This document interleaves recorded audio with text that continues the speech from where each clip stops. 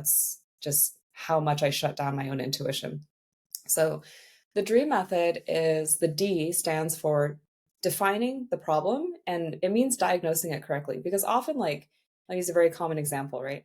Dating, online dating. I hear this one all the time where it's like, there are no good guys on online dating. That looks like the problem, when in fact, the real problem is I don't deserve to be happy, or I'm unlovable, or something else, right? So this is a Mm. subconscious problem, and we need to diagnose that problem correctly in order to actually solve the problem. So that's the D, step number one. Step number two is removing the root cause. So where did this actually come from? Where did this belief start? And actually learning how to process that, usually going back into childhood, and reprogramming some of those old beliefs to reflect our current wisdom today, as well as processing negative emotions as well that um, maybe served us at one point back in time that today is just completely irrelevant. We have to go back and kind of manually update those old emotions and beliefs. And then E is for exposing and expressing your true self. So this has a lot to do with discovering your core values and aligning your actions with those values, as well as discovering your superpowers. A lot of times we see the things that we don't have as our weaknesses, and then we start to hide and pretend to be something else that we're not. We're going to lose every single time we pretend to be something we're not, because we're not. And that part of us who we actually are that we're ashamed of, we hide. That's usually our superpower. So it has a lot to do with self-acceptance, learning what your core values are, because often we inherit values that we get from other people. Like I inherited a picture of success from what my culture wants, or what my parents want, or whatever. And I didn't have my own definition of success. So while I thought I was being successful by being that picture, I was unhappy and I didn't know why, right? So expressing and exposing your true self is the E. A is for taking aligned action towards your goals, because nothing happens without action, but you have to do the D.R.E. before you can actually have A work for you. Otherwise, like, this happens all the time. You have an action plan, you know what steps to take. You can't stick to the plan because something in your subconscious is sabotaging you, or saying, but this doesn't feel aligned with me.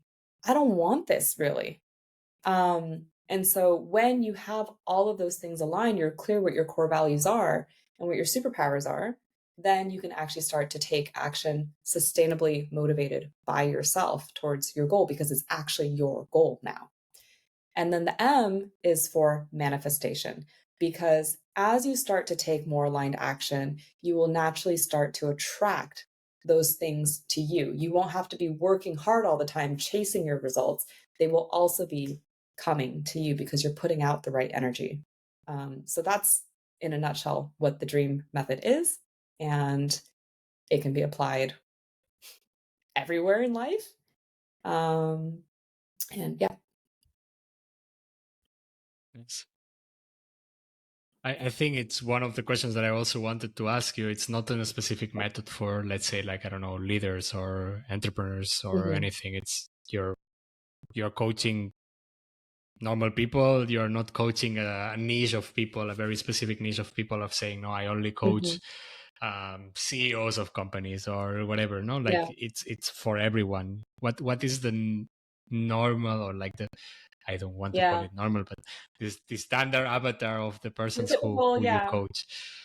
Okay, so this is a very interesting question, because by the way, I've only invented the D.R.E.A.M method in like March of this year. Okay. I mean, it's been a long time Mm-hmm. coming. So it's not like I just started coaching in March this year, but like, yeah, the D.R.E.A.M method was Mm-hmm. like officially launched this year. So I've only been working full time with clients for a few months, and I've been going through this process of niching down, because in the beginning, it's like, I think this can help everyone. I want to help everyone. I love all people. I had um, students, like teenagers, come through my programs. I've had grandmothers come through my programs. I've had entrepreneurs. I've had people from like, I don't know, like 30 different countries come through my programs. And what I've started to realize is, so I have an ADHD brain. I'm very intense. And a lot of Mm-hmm. people find that after they do like a 5-day challenge with me, they don't want to do the 10-week program anymore because they're tired after 5 days. And the people who stick with me, who continue to do the 10-week program with me, happen to be mostly female entrepreneurs. So I'm like, Okay. okay, maybe that's my niche then, is female entrepreneurs, lady bosses, whatever you want to call them, because I am one. I have a lot of, um, relatability, and they want intensity. So that's kind of where I've been focusing more of my marketing lately. I think I'm starting to niche Mm. down.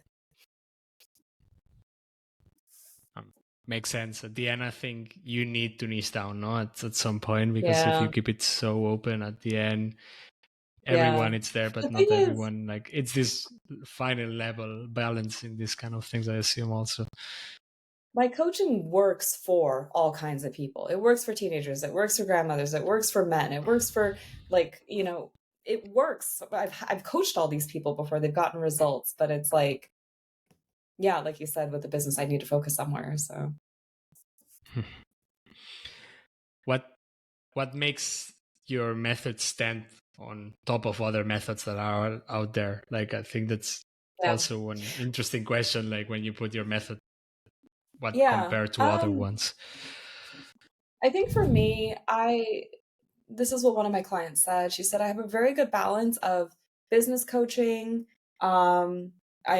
I combine therapy, like I do a lot of work in the subconscious, but it's also very practical. It's very actionable. It's not like, I had interviewed a couple of other people. What's missing when you go to therapy is they're missing the professional background. There's a lot of talking, but there isn't a lot of like, well, now what do I do about it? So it combines like business coaching and therapy, and people say they feel like I'm their best friend as well, like just in terms of the the level of being there for them. I don't know how long that's going to last. If my business starts to scale, then I won't be able to give as much personal attention, but where I'm at right now is it's a very, very personal, like I'm very invested in the people I coach, for better or worse, I don't know. Um, Mm. but I really do see each person who comes through my life as like a friend as well, and they feel that, and I think that also makes it unique. Honestly, I think like there are a lot of really good coaches and therapists out there who have very effective methodologies. What it boils down to when someone is choosing who to work with is who do they resonate with the most, and every single person has a unique background. So based off of my life experiences or my style or whatever, some people may just be naturally more drawn to me or not. Yeah, I mean, the resonating with the person, then it's a big part. No, I assume it's like Yeah. trust. It what it builds the trust with that person at the end. Um, how did you prepare yourself to like, or how did you build this method? Did you take Mhm. courses yourself about coaching? Did Yeah. you take certifications? I know that there is certifications Yeah. around for becoming a coach, etc., etc. What's the process? Yeah. So I did a program with a personal development company called Landmark I was with them for like 5 or 6 years. I trained to be one of their leaders. And then that, it's called ontological transformative coaching is their methodology. Mhm. I also got certified in neurolinguistic programming. And my goal when my business is at a certain point is to go back and get my master in NLP, as well as an ICF, uh, whatever the level 3 is, certification. I've looked at some programs, and that's just something I want to do, is to deepen the coaching as well. So also with coming up with the dream method, what I actually did in March was I hired a marketing company that helps coaches launch their programs. And they help me actually package it into the dream method, and Mhm. give it a name basically, and how to promote it and how to make it stick. So I think that was also a very strategic move. Makes sense. I mean, Yeah. it's not only that you are out there and then, I mean, I suppose there is some coaches that it's only about mouth to mouth, but I suppose you need to have self promotion involved, also Oh marketing yeah. campaigns, etc., Oh my God. etc. It's like, So being an entrepreneur is like, freaking 80% marketing and 20% doing your services until you start to get traction. I mean, it's just like so much of what I do, I wish was coaching, but right now it's so much marketing. And it's just something that startups have to go through. Yeah. Yeah. If you liked this short video out of the full episode, you can find the link to it around here and in the description below. Of course, if you are also interested in checking out other episodes, please subscribe and like.